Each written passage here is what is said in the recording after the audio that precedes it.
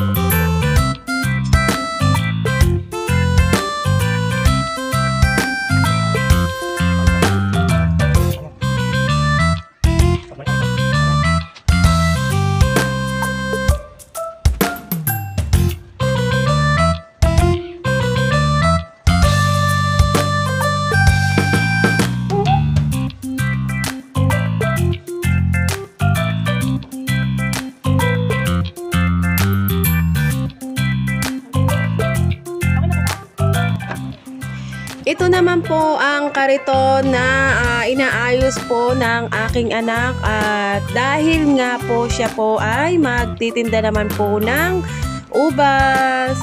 Every year po, bali pang 2 taon na rin po namin ito na kami po ay nagtitinda, at siya nga po ay tuwing New Year ay siya rin po ay tumutulong sa amin para po siya din po ay magtinda. Ang tinitinda naman po niya ay ubas. Kasi nga po, isa rin po yan sa napaka mabili sa ating mga namimili. At ayan nga po, at na pinaayos nga po ng aking anak ang kanyang kariton para po maganda-ganda naman po yung paglalagyan ng kanyang mga ubas. At ayan po ang aking anak, at busy-busy nga po sa araw na ito. At syempre, para nga po magkaroon din po siya ng kanyang extra income at hindi po siya mawawala ng pera every year. O, diba? Diskarte lang tayo taon-taon.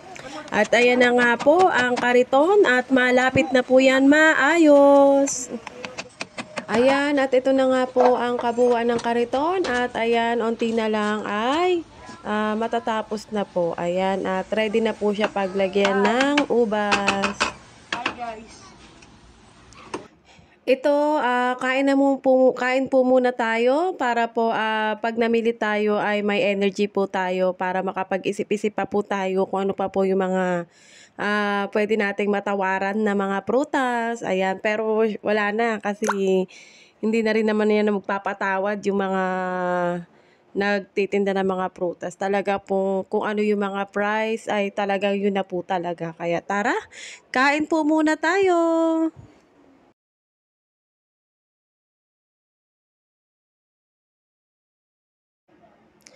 Ito na nga po at ayan ang aking anak at kami po ay nakasingle para po yung kukunin po naming mga prutas ay siya po ang magkakarga at siya po ang mag-drive. At ayan na nga po at palabas na po kami dyan at papunta na po kami ng Phase 1. Kung tawagin po dun sa lugar ng palengke ay Phase 1 Market.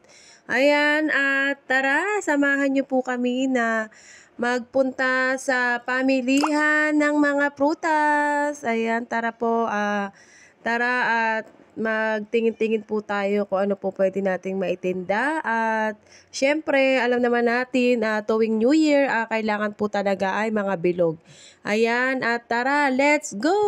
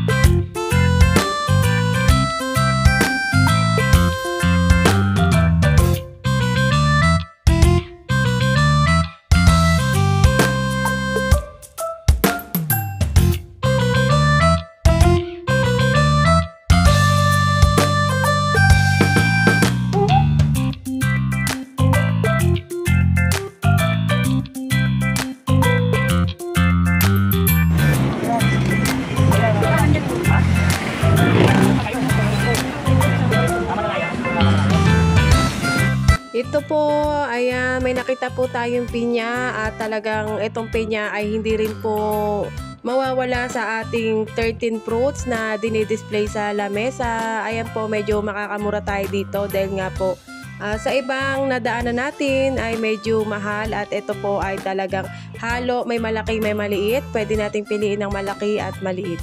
Kaya tara, let's go, tayo nang mamili. Ito, mangga. Isa rin po yan sa talagang maraming gusto ng mangga. At syempre, masarap po talaga yung mangga. At talagang yung iba, hinahalo din po yan sa mga graham. Ayan. At bibili din po tayo niyan. At syempre, kailangan piliin natin yung tamang laki lang po para hindi naman po mas mabigat din sa mga bumibili. Kasi yung iba ay mahal na, ang laki-laki pa at ilang piraso lang po yung ano nila, yung nabibili. Kaya tara, samahan niyo po kaming mamili at ng iba pang mga prutas.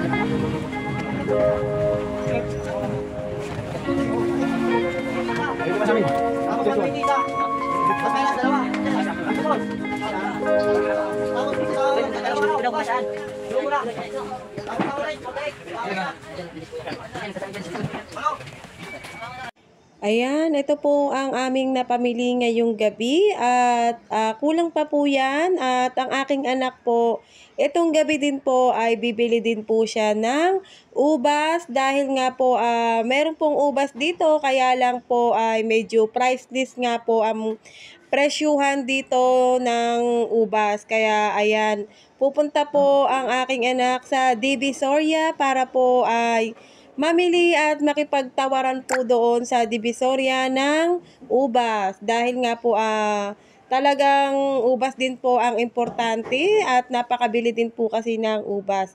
At ayan, pag uwi nga po namin yan ay pupunta po siya ng Divisoria. Ayan ang aming dalawang pangapin. Ayan, sumabit sila, gabi na. Ayan, sumakay na sila dyan. At tapos tayo sa ating pwesto. Tapos tayo mag-display ng ating palinda. Hop, yan na.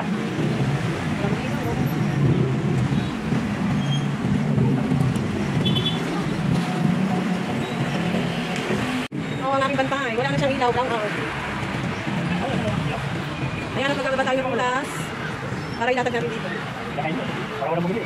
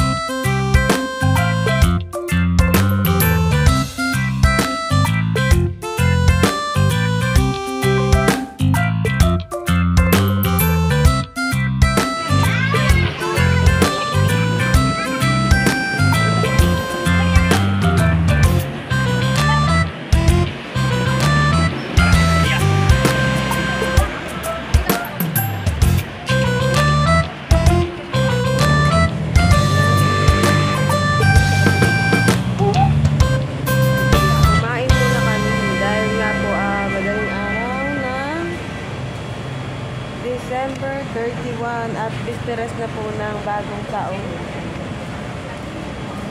Kain muna tayo para may energy tayo sa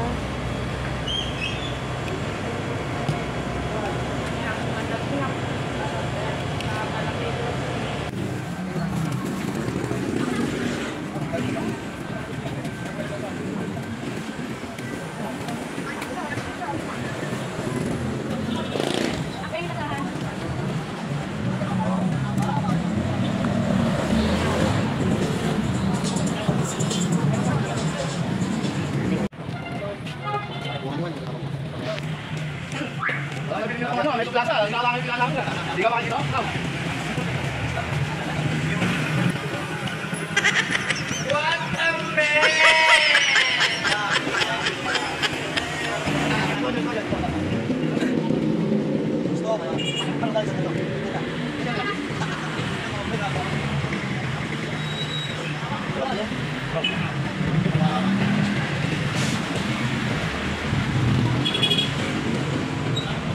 Wala din ba ka? Kaya ba ng ubas? Kaya ba ng ubas? Kaya magkano? Right look, look.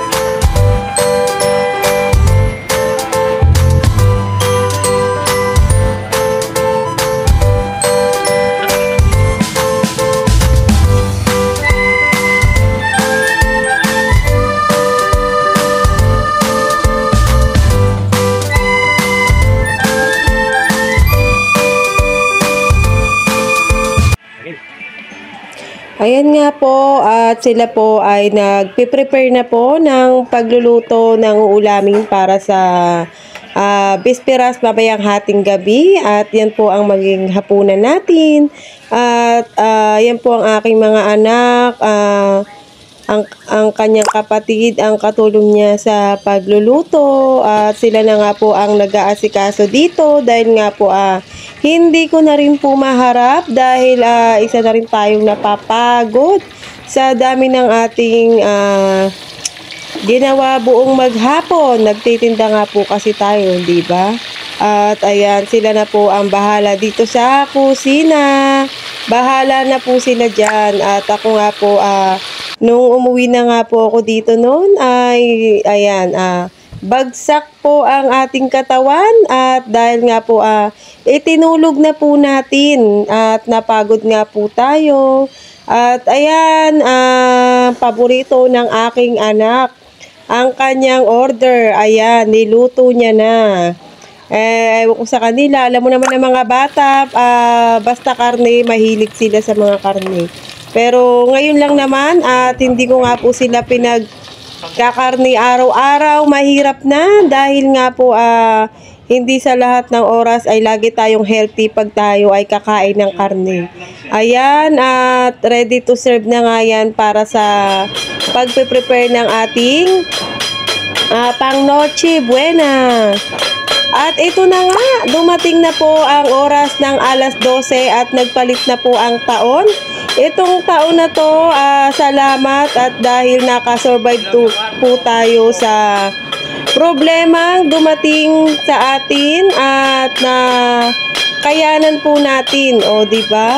At syempre, salamat din kay Lord at binigyan niya tayo ng lakas at kakayahan na makayanan pa natin ang problemang dumating. At nawa itong 2024 ay maging maganda po ang darating na taon. Ayan, at sana lagi na tayong may pera, hindi tayo mauubusan. Ayan, God bless po sa ating lahat. At ito po ang aking ginagawa every year. Nagkakalampag po ako dyan para po kung may malas man ay umalis na siya dito sa ating bahay. Ayan.